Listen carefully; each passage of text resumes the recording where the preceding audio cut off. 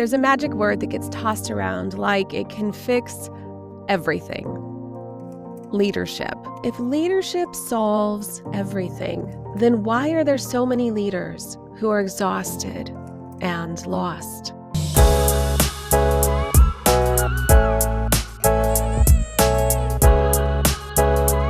I'm Jessica Rice, a legacy leadership and brand coach, creator of the Powerhouse Legacy Collective, and someone who has lived on both sides of success. The shiny corporate title and the quiet ache that comes from realizing you've outgrown it. And today I want to talk about a common misconception that continually arises within the corporate world in relation to our careers, fulfillment, purpose, and that's leadership. We use leadership for everything as the magic bullet or solution to solving all of our problems. And we slap it on to everything that requires a fix, a change, or growth. We give leadership the golden crown for all the solutions. But what if leadership can't fix everything? When I first started coaching, I felt like I was standing at a precipice that I didn't know if I really wanted to cross. All of my coach training, coupled with my corporate background, was pointing me toward executive and leadership coaching. And while it may be one of the reasons that I became a coach, it wasn't the only reason. In fact, it wasn't even the first reason. When I fell into coaching, and I say fell into, I was currently rising up in a very toxic corporation where the way that they handled projects, deadlines, and even people made me question my own core values. And on top of that, I was also struggling with my own marriage in relation to how the toxicity was impacting me in my home life. I may not have received the brunt of all of the abuse, but I witnessed it from other people that I worked with and how I tried to lead my team through it with all of the projects that we had on our plates. Not to mention still trying to be a wife, a mother, a friend to everyone in my life. So my first venture into coaching was actually spiritual coaching. I felt so broken on the inside that I needed to find some ways to help heal myself, heal my marriage, and learn how to be the mom that I truly wanted to be. And so my first studies were really deepening myself into meditative practices, holistic healing, and natural remedies that I could employ on myself to become the person that I truly wanted to be. And this person was in direct conflict with the role that I carried. And while I was for a time the golden child in my company, it didn't last forever. As soon as I started to rise up and recognize the changes that were taking place, push back against the status quo and question the direction and decisions that were being made, I quickly started to lose that positioning. And it was around this time that I also discovered that leadership and executive coaching was actually a thing. And I had been feeling this tug for a while that I wanted to get out, that I wanted to explore other avenues, other paths in my life, that God was telling me I had some other calling to use my story to fulfill a greater purpose, to help other people.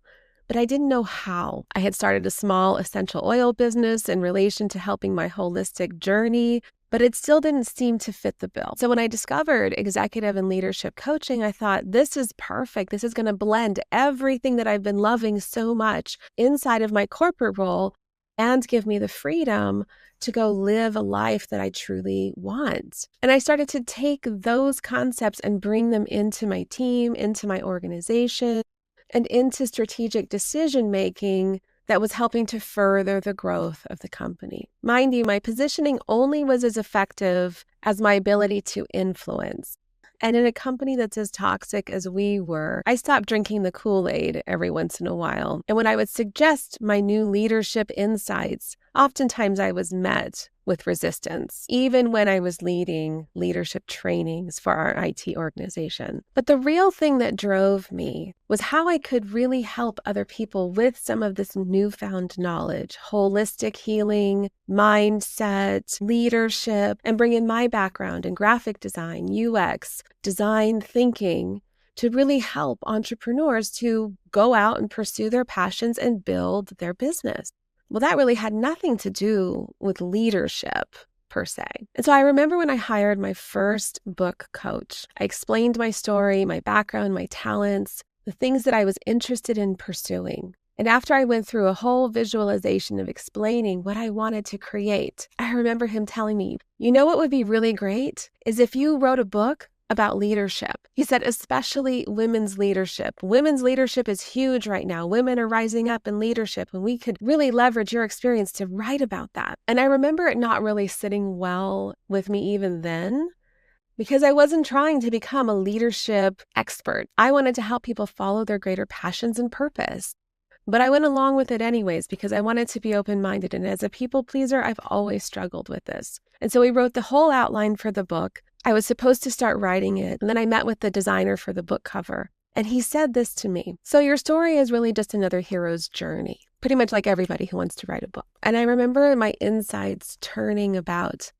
And I thought, nope, that's not the story I really want to tell. And so I didn't write the book. Around that time, I also started leaning into certification after certification after certification because I really wanted to get the heck out of Dodge. And I knew that my ICF certification would be the golden ticket to me making my corporate exit. And so while leadership really wasn't my focus on a larger scale, I knew I needed to have a path to get me from where I was to where I really wanted to be. And so I was fortunate enough to get signed on as a contract coach with a large corporation specializing in executive and leadership coaching, who then contracted me with large companies. And I was able to learn so much during that time working with over 100 leaders in top organizations in energy, biosciences, government, technology, trading, and finance. And I worked with some of the top leaders in those companies.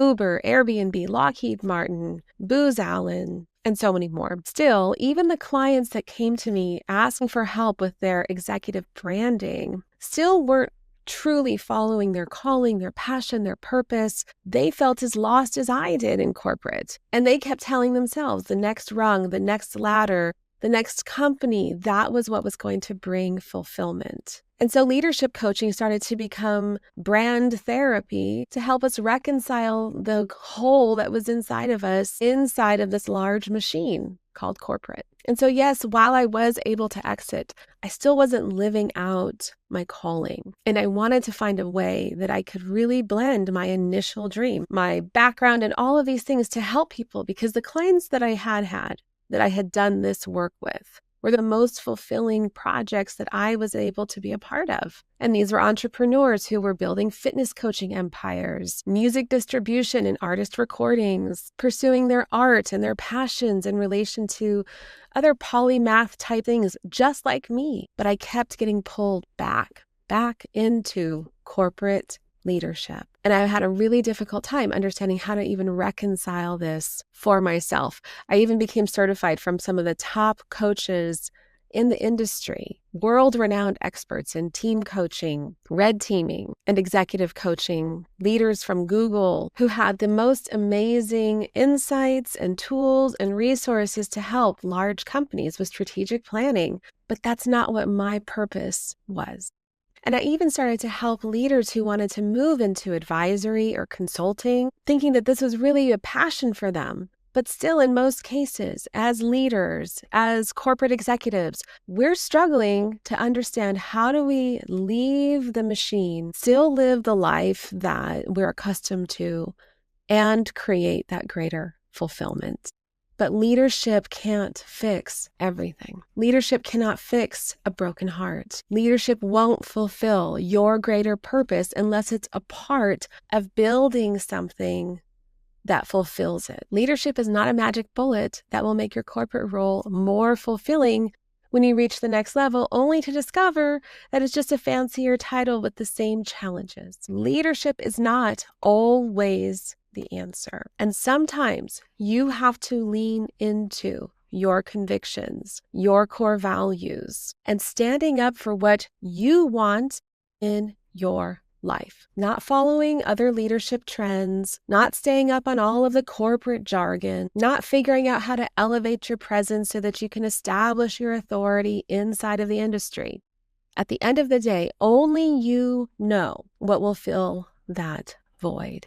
And it may not be crystal clear for you yet, but it's present. And it's telling you that there's something more that you're supposed to be doing, and this isn't it. And I spent years hearing and ignoring that voice, telling myself that what I was looking for was success inside of my corporate role, when God was telling me that that was outside, that what I was truly seeking wasn't success at the next level, but freedom to lead my life, freedom to be with my son, freedom to raise chickens, and freedom to choose the work that I did, the projects that I became involved with, and have a say in what my day looked like. And that involved using my story, helping other people, pursuing my greater calling, my purpose, my passions, my background, my art, my entrepreneurial endeavors,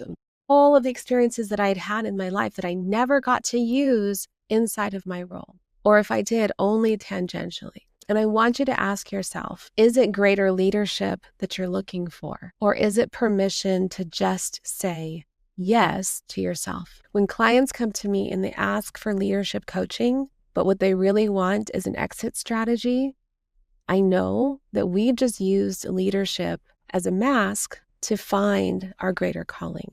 Fulfillment is the number one thing that's lacking, and meaning is the number one thing that we're all searching for. Now, you may have found that in your role, but I challenge you, what other areas have you been ignoring? And is it your time to start listening? If that's you, I want to invite you to come check out the Powerhouse Legacy Collective, where we turn expertise into calling and leadership into legacies. If you have questions on how you can start taking your passions or your ideas and turning them into a brand or a business, reach out. You can find me on LinkedIn. I'd love to connect with you there.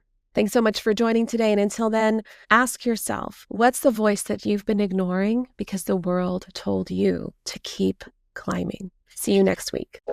Thank you for tuning into the Hello You Show. It's been a pleasure to have you with us on this journey today. If you found value in our conversation and want to support the show, please take a moment to like, follow, and subscribe so you never miss an episode. We'd also deeply appreciate it if you could leave us a review. Your feedback not only helps us grow, but also enables others seeking inspiration and authenticity to discover our community. Until next time, keep embracing your story with purpose.